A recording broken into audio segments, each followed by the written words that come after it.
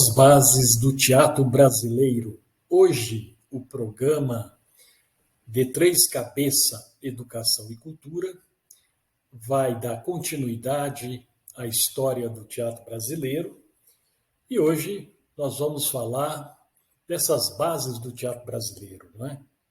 Como que o teatro brasileiro surge, como ele vai se fortalecer, desenvolver e criar aí as suas bases. E é dessas bases, evidentemente, que lá na frente nós vamos também falar do teatro popular brasileiro, que tudo vem dessa origem, desse início, dessa formação, melhor dizendo.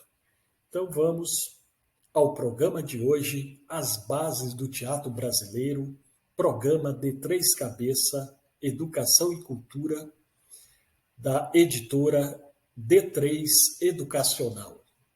Eu sou o Naidson Pires e vamos então juntos verificar, estudar, analisar e ver as bases do teatro brasileiro. Vamos lá? Bem, no programa anterior nós já dizíamos, né, que o início da história do teatro no Brasil tem como referência as exibições teatrais, né, idealizadas por padres jesuítas durante o século XVI, principalmente o José de Anchieta, né, que é considerado o primeiro dramaturgo da história do teatro brasileiro, né, o primeiro dramaturgo do teatro brasileiro.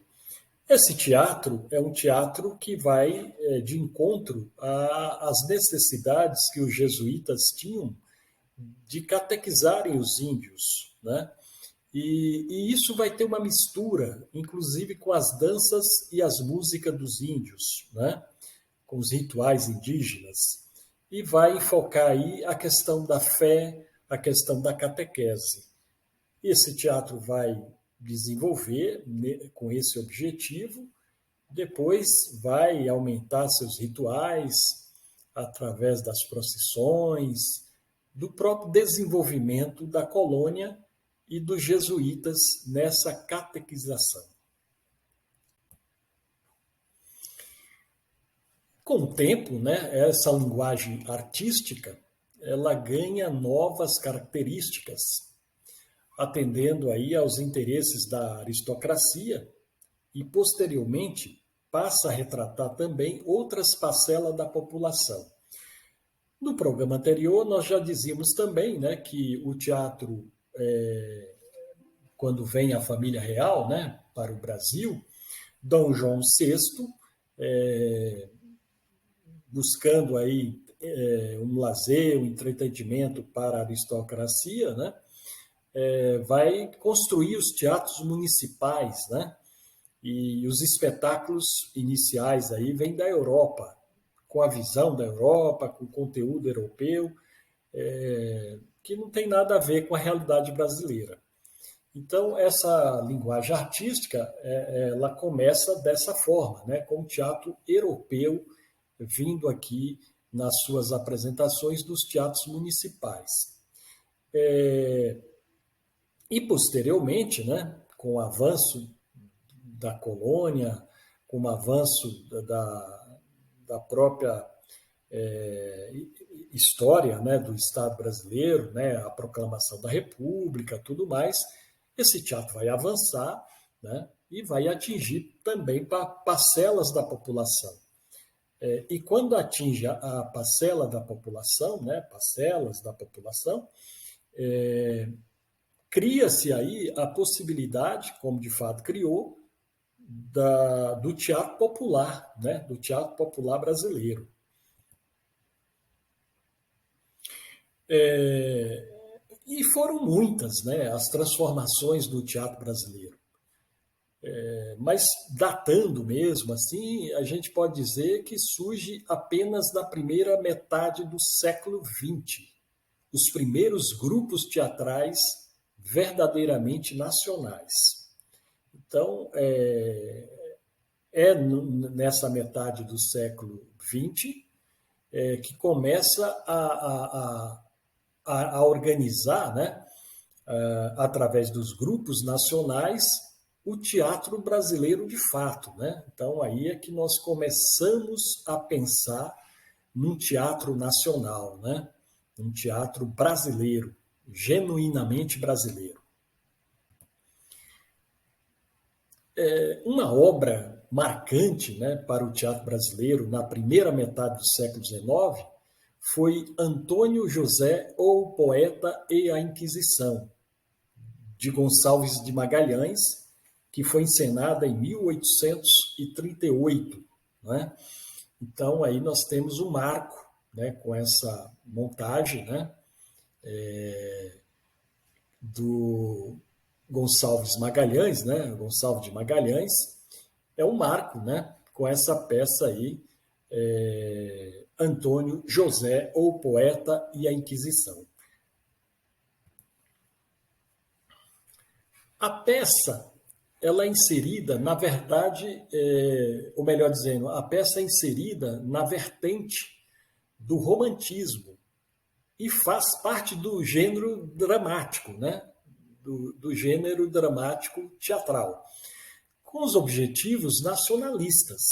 Então, você tem aí uma peça que é dentro do romantismo, né, e com os objetivos nacionalistas.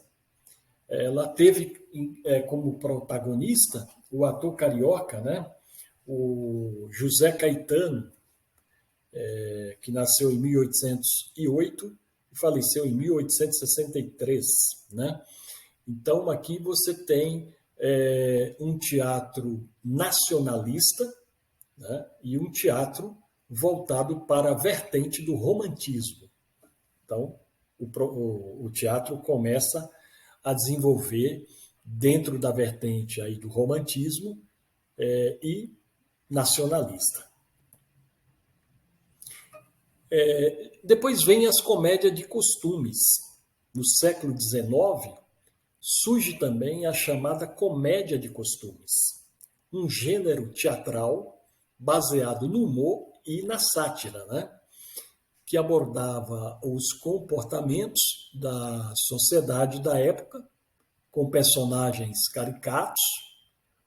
E o mais importante dramaturgo na comédia de costumes foi Martins Pena, que nasceu em 1815 e faleceu em 1848. Ele foi responsável por algumas peças de destaque, como O Juiz de Paz, na Roça, 1838, O Inglês Maquinista, 1845, e O Noviço, 1845. Dessas peças, a mais conhecida, sem dúvida nenhuma, é O Noviço, que até hoje tem montagens dessa peça, principalmente nas escolas, né?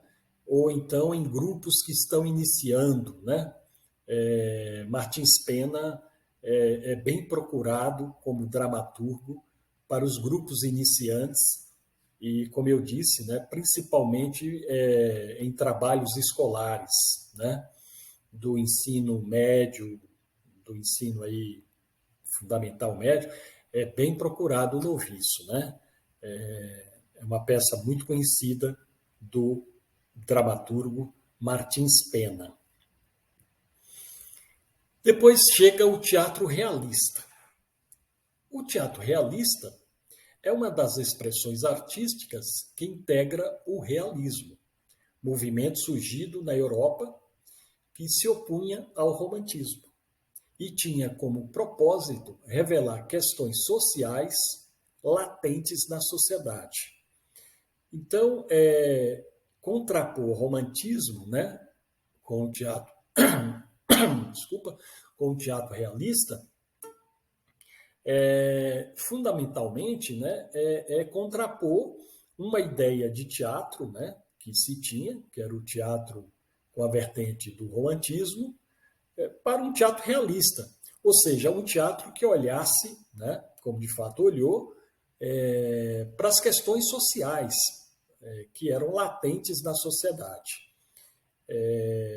Esse teatro vai ganhar corpo no Brasil, né? Porque as questões sociais no Brasil, principalmente com a proclamação da República, né?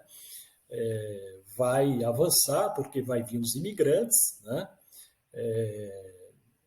Vai surgir os trabalhadores, né? E, naturalmente, na relação entre os trabalhadores e os patrões, vão surgir as questões trabalhistas e daí as questões sociais, né? Que são latentes na sociedade até os dias atuais, né? Nós ainda não conseguimos, né, depois de tanto tempo, nós ainda não conseguimos resolver as questões sociais brasileiras que muitas vezes, né, são tão dramáticas, né? Como agora, por exemplo, estamos vivendo um período bastante difícil, né, nas questões sociais, na questão de preços, salários, renda, né? Há uma dificuldade muito grande hoje, desemprego e tudo mais. E o teatro realista, ele vai fazer exatamente essa abordagem, né? Vai trabalhar essa questão social presente na sociedade. E aí o teatro realista traz aí grandes avanços, né? Não só para o teatro, né? Como também para a discussão, né, das questões sociais que estava ocorrendo no Brasil, né? Como até hoje o teatro realista, quando foca as questões sociais, geralmente são peças de teatro bastante esclarecedoras, que traz uma profundidade, né, através da arte dramática, essas questões sociais que são tão importantes, né, e principalmente importante em resolvê-las, né? O teatro tem contribuído muito, né, para a formação e a consciência também dos trabalhadores que sobrevivem, né, com essas questões sociais tão dramáticas no nosso país. No próximo programa, quando a gente estiver avançando para o teatro no século XX, né, e está falando aí dos grupos do século XX, esse teatro realista vai ficar mais incorporado, né, com grandes atores, grandes grupos, companhias e tudo mais, e isso vai trazer movimentos, né, movimentos culturais, movimentos sociais importantes, né, para a construção da sociedade brasileira, da consciência da sociedade brasileira e para o próprio avanço, né, da política nacional, da política brasileira. Então, o teatro tem aí uma contribuição importante de formação mesmo, não só no teatro, mas também na questão do entender as contradições que a nossa sociedade vive, né? Então, o teatro é fundamentalmente uma grande necessidade para qualquer povo e não vai ser diferente aqui no Brasil, né? Nós vamos ver isso no próximo programa com mais detalhes, com mais estudo dos grupos do século XX, o teatro realista. Os principais dramaturgos realistas, né, são os escritores. Machado de Assis, muito conhecido, né? Nasceu em 1839 e faleceu em 1908. O José de Alencar, também extremamente conhecido, 1829, 1877. O Joaquim Manuel de Macedo, 1820, 1882. E também o conhecido Arthur de Azevedo, né? 1855, 1908. Na verdade, todos eles são bem conhecidos porque, além de serem dramaturgos, eles são escritores. E esses escritores vão formar os clássicos, né, da literatura brasileira, tão estudado, né, no ensino médio, né? Nas escolas, esses autores são bem estudados e até mesmo nos vestibulares, né? Então, são autores que contribuíram muito, né? Tanto na literatura como na arte dramática, ou seja, no texto dramático, né? Na dramaturgia. Então, são autores que estão aí na nossa história e que fizeram parte de toda essa construção das bases do teatro brasileiro que esse programa de hoje está desenvolvendo aqui. Aí nós temos as imagens deles, né? Machado de Assis, José de Alencar, Joaquim Manuel de Macedo e Arthur de Azevedo. Com eles, nós completamos aqui as bases do teatro até a metade aí do século XX, né? Depois deles, vai esse teatro avançar cada vez mais e vai chegar aí no teatro dos grupos, né? Dos grupos que vão aprofundar as questões sociais no Brasil, vão aprofundar também o estudo do teatro no Brasil, vão aprofundar também a própria dramaturgia brasileira. E nesse meio termo aí, né, entre esse teatro de formação de grupos, de estudo, de avanço, né, do teatro brasileiro, vão surgindo também os grupos populares do teatro brasileiro. Ou seja, o teatro vai sair dessa esfera, né, elitizada, aristocrática, lá, e depois a própria burguesia, né, formação da burguesia nacional, com o surgimento, né, dos trabalhadores, surgindo os sindicatos, as escolas, né, o avanço da própria educação brasileira, o teatro ele vai ganhar também as ruas, as praças, as escolas, né, e daí vai se formar, que é o objetivo maior desses programas, né, falar do teatro popular brasileiro, né. Nós estamos aqui apenas construindo uma base, né, de como o teatro chega no Brasil, como ele desenvolve, com os nomes, né, principalmente aí os mais importantes que desenvolveram esse teatro, né, para chegar no teatro popular mesmo, né, para chegar no teatro popular que se faz nos dias de hoje, né, até os dias de hoje, né, vamos passar pela história, por grupos, né, essa formação, né, que ela vai ganhando corpo, e que hoje nós podemos dizer que há, assim, muitos grupos de teatro populares no Brasil, né, muitos grupos. O teatro popular desenvolveu bastante, né, muitas criações, muitos dramaturgos do teatro popular, enfim. O teatro brasileiro hoje, que é considerado um dos melhores teatros do mundo, né? Com seus grandes dramaturgos, seus grandes diretores, seus grandes atores, né?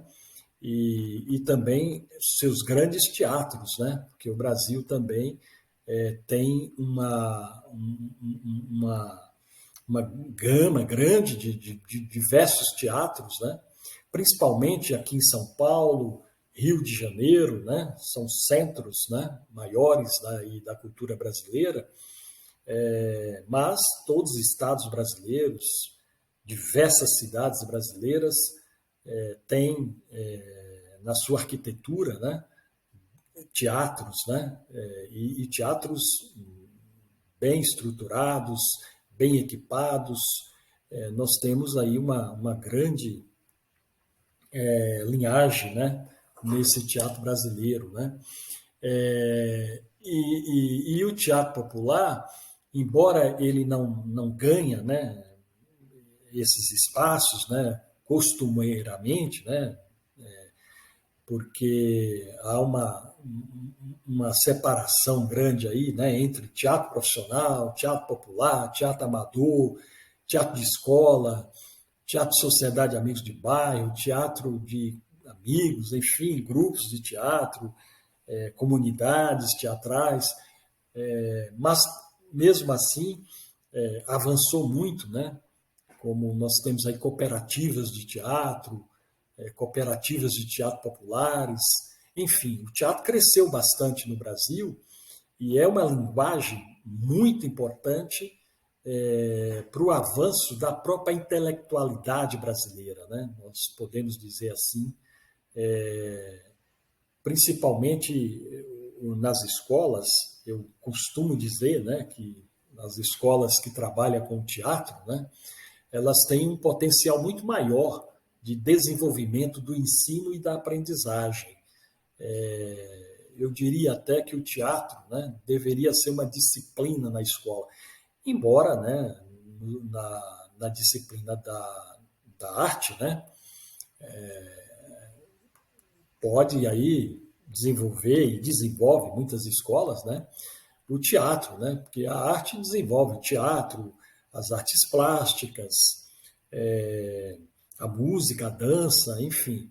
Isso tudo pode ter uma formação muito importante a partir da escola. Porque se tem uma formação na escola, seja do ensino fundamental ao médio, né, a criança, depois o adolescente, o jovem, sim, cresce dentro de uma visão artística, né, que vai trazer grandes benefícios para a sua formação cultural. E essa formação cultural é que desenvolve mesmo os seres humanos, os indivíduos, né? Sem formação cultural, é muito fácil cair no ostracismo da alienação, enfim, do não entender o mundo, não compreender, né, a sua realidade, a realidade da sua cidade, do seu estado, do seu país, a realidade do mundo, né, a realidade de vida. Então, o teatro traz tudo isso, né? Por isso que o teatro é muito importante como estudo nas escolas, né? E também vai formar público, né? Porque o teatro sobrevive, né? Principalmente do público. Não há teatro sem público, né? Por mais que ele tenha incentivo, né, financeiro, através de projetos, de leis, né, culturais, de investimento de particulares, né? Enfim, por mais que tenha tudo isso, né, se não tiver público, como é que vai ter teatro, né? Porque o teatro acontece com os atores, né, o texto, a encenação e o público, né?